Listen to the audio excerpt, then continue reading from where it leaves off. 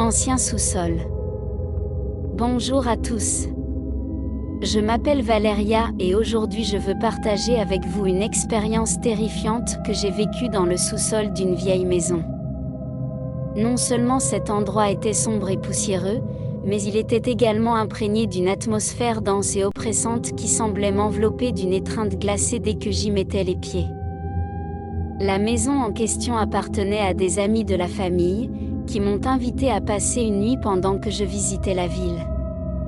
Tout allait bien jusqu'à ce que je décide d'explorer le sous-sol par curiosité. J'ai descendu un escalier en bois grinçant qui semblait retenir des siècles d'histoires inédites. Une fois en bas, la maigre lumière d'une ampoule vacillante éclairait à peine l'espace, projetant des ombres grotesques qui se déplaçaient avec ma respiration lourde. L'air était froid et humide, avec une odeur de moisi et de moisi qui m'a fait reculer.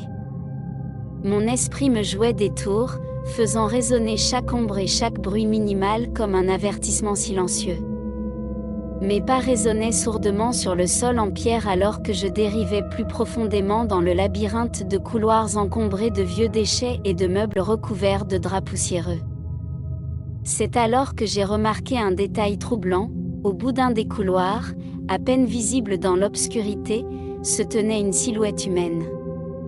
Mes muscles se sont tendus et ma respiration s'est arrêtée pendant un moment alors que j'essayais de discerner si c'était réel ou un produit de mon imagination altérée par la peur.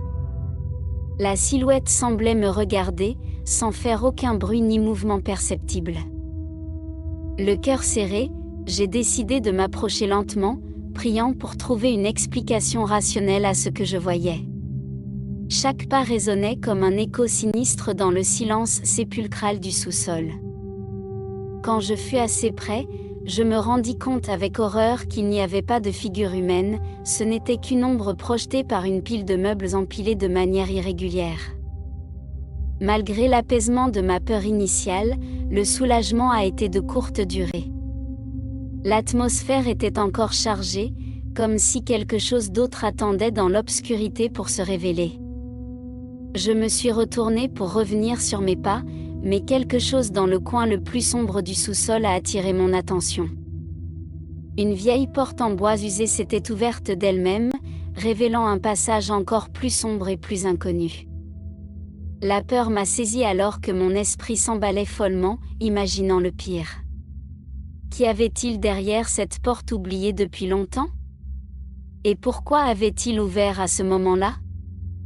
Sans y penser plus longtemps, je me suis échappée du sous-sol aussi vite que possible, montant les escaliers deux par deux jusqu'à ce que je sorte en sécurité dans la pièce principale. Depuis, j'évite de parler de ce sous-sol et je me demande ce que cette porte aurait pu être et pourquoi j'avais si peur de la voir entr'ouverte. Merci d'avoir écouté mon histoire. Rappelez-vous toujours qu'au plus profond de l'ombre, les peurs les plus insondables de notre esprit peuvent être trouvées. À la prochaine. Au revoir. Ancien